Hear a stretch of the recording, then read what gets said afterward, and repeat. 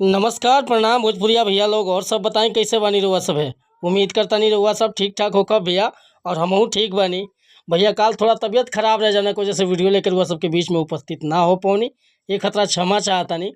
आज बहुत बढ़िया नवरात्रि स्पेशल मैटर लेके उपस्थित बानी। अगर ये गीत के बढ़िया म्यूजिक बनवा कर हुआ गायकी कर देता नहीं तो नवरात्रन में 100% भैया ये गाना हिट करी। बहुत बढ़िया गीत बाटे।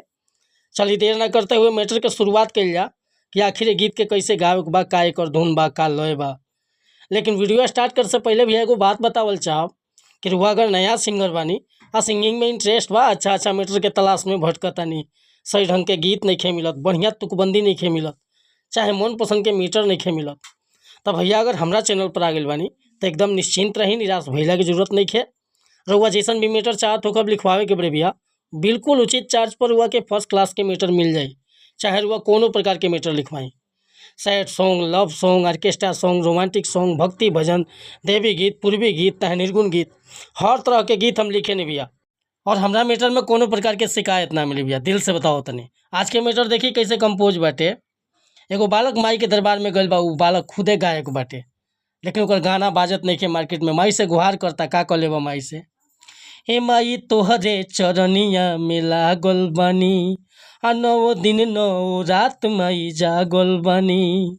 हे माई सुनी ना, हे माई तोहरे चरनिया में लागल बानी, 9 दिन 9 रात माई जागल बानी। आ तनी बल कुप दे दिन ध्यानवा हो, गाई रोजे रौरी भजनवा हो, भजनवा हो, चमका दिए माई मोर गानवा हो, गाई रोजे रौरी भजनवा हो, भजनवा हो, चमका दिए माई मोर गानवा हो। ए माई तोहरे चरनिया में लागल बानी, आ 9 दिन 9 रात माई जागल बानी।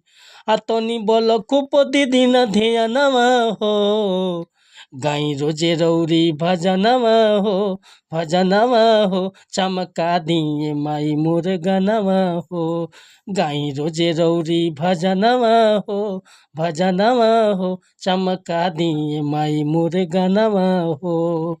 अगर इनमें कोरस करवा के बढ़िया तरह से गायकी करवा देता नहीं भैया, म्यूजिक बढ़िया मिल जाता, दिल से बताओ तो नहीं भैया कि नवरात्र में पक्का ही गीत बजी हर पंडाल पर।